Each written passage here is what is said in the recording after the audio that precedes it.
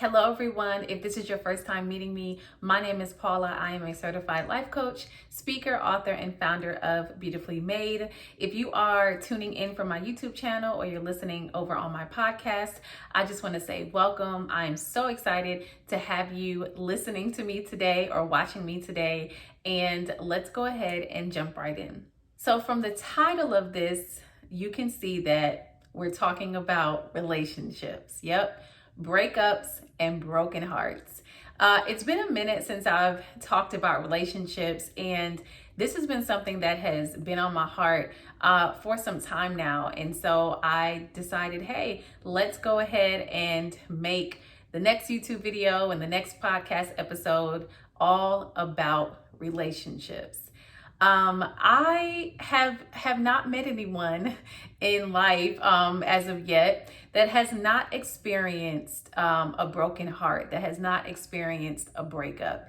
And if we're being honest, if we're being totally honest, going through breakups, dealing with a broken heart is not the easiest thing in the world to manage. It can leave us in a place where we feel disappointed, where we feel like damaged goods, where we feel like we're not worthy. And for those of you who may not know my story, in March of 2013, I got married.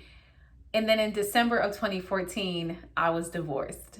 Just a year and a half later, I found myself a divorced woman. And I can assure you that when I walked down the aisle a year and a half before that, I had no intentions of getting divorced. But that's where I found myself. And I did feel like damaged goods. And I did feel like, who would want me, right? Like, who would even consider marrying me after having already been married? And the mistakes that I made and the places where I feel like I failed, how can I move past this? And 6.5 years later, I can say that I'm not perfect, right? I haven't always made the best choices, but the woman that I am today is so much different, and she's grown so much and sees life so differently compared to the person that I was back then. And I've learned that even when you deal with a broken heart, even when you deal with a breakup, you can get through it. You can survive it. And so today, I just want to give you 3 points on the key things that are essential to you getting over the breakup and the broken heart. Okay, so let's go ahead and jump right in. Tip number 1 is give yourself time to heal. Give yourself time to heal.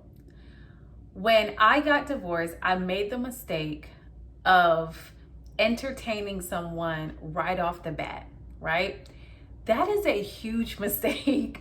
That is a huge mistake. And the reason is because you are in a very vulnerable place. When you deal with a breakup, you are in a place where you are missing the companionship, you are missing the person's company. And so you find yourself kind of just trying to fill that void, trying to fill that space, not realizing that, hey, my heart is not really set up for this right now, because if I'm being honest, my heart is still with the previous person in that situation that I just got out of. But hey, here's somebody who wants to show me that attention and affection, and so why not just go along with it? But it's important that you give yourself time to heal, that you allow yourself to be honest with how you feel, and don't sugarcoat it, don't run from it, don't try to water it down, but be real, be raw, be honest, be open with not just, maybe what the other person did to disappoint you, but what did you do that you may need to rethink and readjust for the future. And another point I want to make to this is that sometimes in life we go through things and we're wondering, why why me? Like, why did I have to go through this? Why would God allow me to go through this? I believe that there are times in my life where I experience hurt because of my own poor choices because of mistakes that I made. But I also think that there's times when, God may have intervened and allowed something to happen so that I can learn from it. But one thing that I have learned, one thing that I am sure, I am confident of, is that there is nothing that God cannot use for purpose. God can take your pain and use it for purpose. God can take your pain and use it for purpose. God took me as a divorced woman, and through this journey of healing to wholeness, God has pushed me into another level of purpose. And I can share my story. I can talk about it, and I don't cry. I don't get sad. I don't any of that stuff. I'm able to share it freely to help somebody else. And so I want you to not be in a place where you just have all of these regrets, but you take that pain, you take that broken heart, and you ask God, mend my heart back together. And when you do that, Lord, show me, how can I use the pain for purpose? What can I do to help somebody else? Point number 2, discover. Be intentional about learning who you are and who you desire to become. A lot of times we get so wrapped up in relationships that we're not really growing. We don't really know who we are from season to season, from year to year, right? The person that I am today is not the same person that I was 6 years ago. But in the course of this time, I had to learn who Paula is. I had to be okay with being by myself and not always feeling like I have to have, one of my friends around. I have to always have somebody around. But I got to the point where I am now, where I am totally content with being able to be in the house, turn on a good movie, pop some popcorn, and be by myself, laugh and all that stuff at the movie by myself. I can go out by myself and I'm okay. I remember a few birthdays ago, I had planned the day of my birthday, I had planned to do some things by myself intentionally because I wanted to measure where I was. I wanted to see, am I good? Just being by myself, like, how do I feel? So I planned the day where I took myself to lunch. I went to the aquarium, all this type of things. And I had a great time. Could it have been enhanced by having a friend or family there? Absolutely. But I didn't feel terrible. I didn't feel like, woe is me, I'm by myself. Like, I was pretty good. And so be intentional about learning who you are. Learn, what are your likes and your dislikes? What are you aspiring to do in life and to become? Learn who you are. Take yourself out. Go on a trip. Read books. Go back to school. Like, whatever it is, learn about you. Make yourself the focus. For me, I'm the type of person that I tend to make other people the focus. I tend to want to make sure that the people around me are good, everybody around me is good and pleased and happy and content.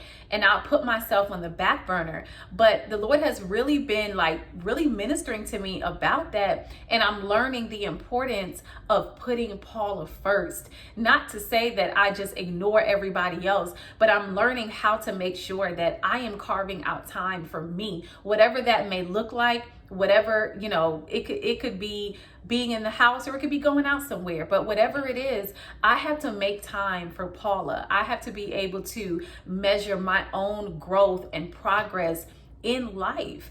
And so do what it takes to get to know you, and know that you're changing, you're evolving, you're growing, you're developing. So the person that you may be today is probably not going to be the same person 2-3 years from now. But don't focus on that. Just focus on where you are and who you are today. Again, be honest with yourself about the areas that you need to improve on. Ask God to help you. You don't have to walk through this process by yourself.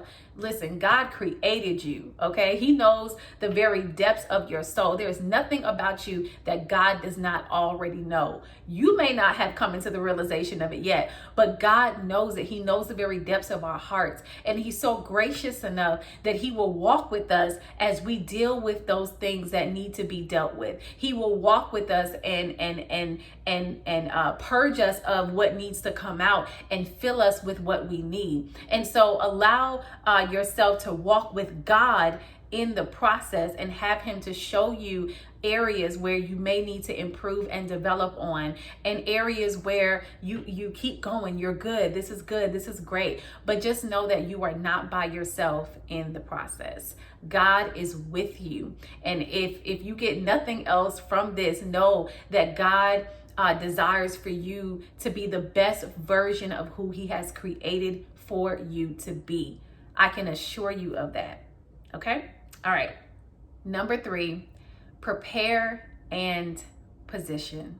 Positioning first deals with how you look at things. How do you look at people and life? What is your perspective? Positioning is about being able to adjust what needs to be adjusted within your mind and in your heart so that you look at people and life from the right perspective. Whenever you go and get glasses, whenever you go and get new glasses, you may have to get them adjusted, right? Sometimes you may have to get them tweaked to fit your face, to fit in the right way. And it's the same thing when we talk about positioning of our heart and our mind. We want to allow God to do the adjustments that need to be done so that we're looking at life through the correct lens, and not through the lens of our broken heart, not through the lens of the breakup, not through the lens of the disappointment, not through the lens of the divorce, not through the lens of the called off engagement, not through the lens of any of that other stuff, but through the lens of God, through the lens of just knowing that God desires his best for you. See, when you're preparing and you're positioning, you have to be in the mind frame that God wants his best for me. It is so important that you include God in your life, in your decisions, in your steps, especially when it comes to relationships. One of the worst things I think you can do in a relationship is to leave God out and to just go being led by your emotions. You never want to be led by your emotions. You want to be led by God. You want to allow God to walk with you and to guide you and direct you, because somebody can be a great person. They could have great qualities and seem to check off the list, but they still may not be God's best for you. And so it's important for you to put yourself, in a posture where you are hearing from God as you prepare and as you position. Do it with God. Do it with God. Allow God to prepare your heart and your mind, and allow him to position you. Allow him to make the necessary adjustments so that you can see life, see people, see your future, see yourself from the right perspective. All right. So I am so grateful that you stuck around to the end of this. And I really hope that these tips helped you. These instructions helped you today. I love talking about relationships. I've learned so much. Again, I am not perfect. I do not consider myself to be an expert in relationships at all, but I've learned a lot, and I am always, always, always willing to share what I've learned, and to share what God has taught me, and to share my mistakes. I'm an open book. Okay. So, any questions that you may have, feel free to put them down below, in the comment section. If you're watching from my YouTube, on my YouTube channel, if you have not already, make sure you subscribe to my channel, subscribe to the Overcomer podcast. I'm so excited that we are, moving forward with the podcast, and it's getting some great reviews, and I'm so excited about that. And listen, I have you all to thank for that. So thank you so much for just rocking with me. Some of you that have been following me for years, you may be new, but either way, I am thankful, so thankful for you being here. So Thank you all again, and I look forward to talking with you, connecting with you in the next one. So see you all. Bye-bye.